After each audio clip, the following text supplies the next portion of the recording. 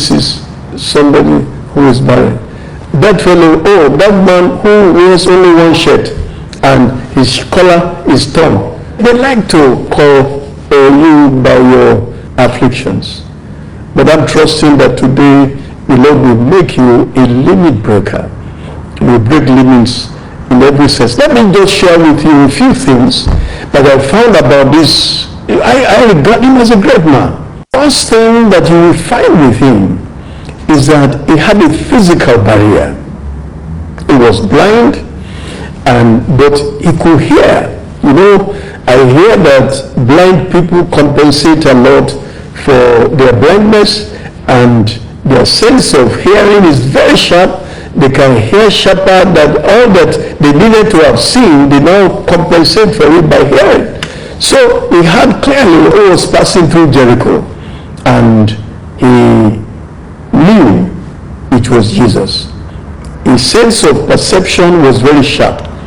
So I'm saying to you that yes, you may be disabled in certain areas. God has a way of balancing the equation for men. For this blind Bartimaeus, he was blind, but heaven compensated him by his hearing. He was not blind and deaf. It would have been terrible, but he was blind. He was also able to hear. So he heard that Jesus was passing that way today. That made him a barrier breaker. He was not neutralized completely by his disability. Disability did not hold him down. He had his ears, and just like that man who Jesus found in the temple, his hand was withered, but he had his legs. He had his legs, and Jesus asked him to stand, and he stood, and he asked him to stretch out his hand, and he did, and his hand became whole, as it were. Now, I'm not saying that it's good to walk around with your disability. That's not what I'm saying. Don't misunderstand me. I need to get me very clearly. I'm saying that when you have a disability in one area of your life, it's not the end of your life. It has a way of ensuring that you are down, but you are not out. This man was physically limited. He was blind, but he could hear. He could hear. That's why we must have a heart of thanksgiving. In those areas that are deficient in your life, many of us dwell on those ones alone. Dwell on it, oh, this, God has not done this for me, God. And we forget the ones that God has done. We forget them completely, and we complain so much about those things that seem now to be on the waiting list of God to do for you.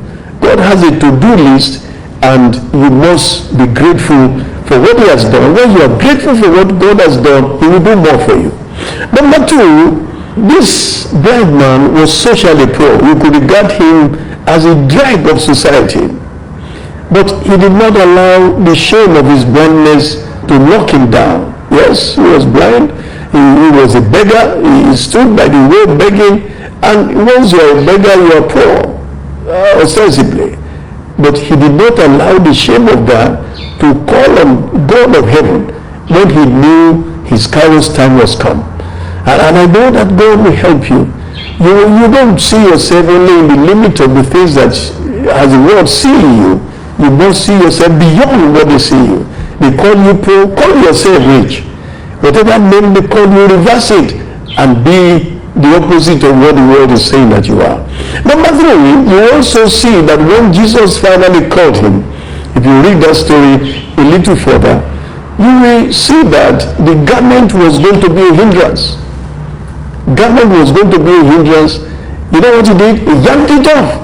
He yanked off the garment that was going to hinder him, and he ran. He ran to Jesus, and his young man who was holding him by the hand, he was not fast enough, so he just pushed him and went straight to Jesus. His garment was going to be a hindrance to him, but he broke that barrier. He took it off. Is there something that is hindering you today from getting to destiny? Is there something that is hindering you from getting to purpose? My friend, take it off so that you can reach out and get to where heaven has programmed for your life. I also want to see blind Bartimaeus, a man who persisted over resistance of the throng. He persisted. When the crowd was saying, shut up, he said, no, this is my parents' time. I will not be quiet. And he cried aloud the more and said, Jesus, thou son of David, have mercy on me. He knew what to say. He knew what to do. He persisted with his resistance of the throng.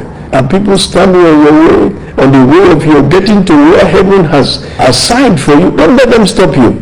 Tell yourself you're unstoppable.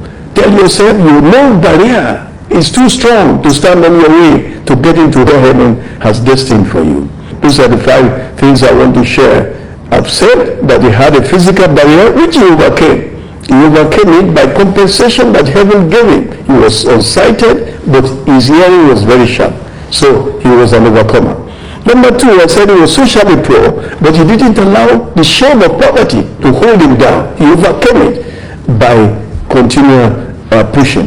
His garment was going to be a hindrance. He yanked it up and moved on to where Jesus was.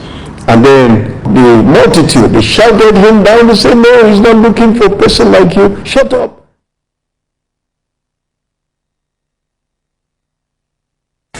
Lord, you have been so wonderful. You have been so faithful.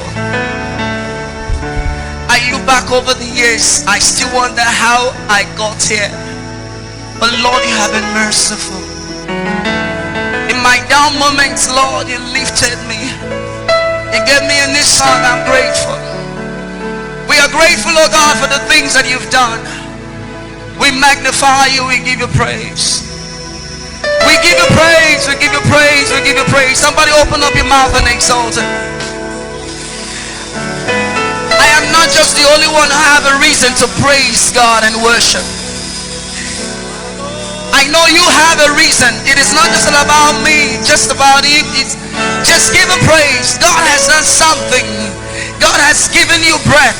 God has saved you from several things that would have taken your life. Just open up your mouth and exalt him. Lord, you have been so faithful.